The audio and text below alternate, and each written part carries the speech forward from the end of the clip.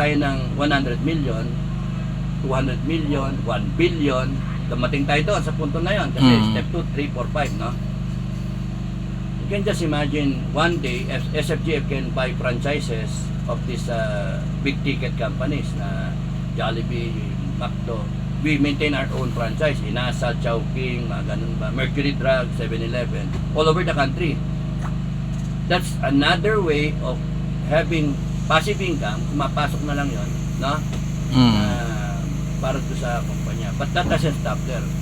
We now will have a position where we can invest in real estate, hectareage ng lupa, which we can develop para mas pumunlad yung ano. Basta yun ang standard na 10% lang ang kita punta sa welfare fund. And then yung welfare fund will take care of the members. And then we can set aside money para to sa foundation. We set it up, under na yon. Yung sinasabi ko na makatulong sa mga 2,274 pa ang mga barangay na walang kuryente. Imagine, nasa ano na tayo, malapit na magunaw ang mundo.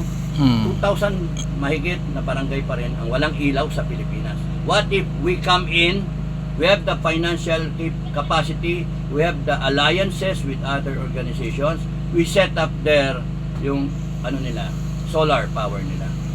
Yes. So, libre kuryente nila. What if we set up their solar water na drinking potable water na out of solar ek na yan, and then boom, meron sila. What if we set up their own livelihood base dun sa naangkop sa kanilang lupa, sa kanilang area, not only kambing, pwedeng pananim, whatever. So exciting siya kasi it opens up, SFGF will open up a lot of possibilities para sa kababayan natin.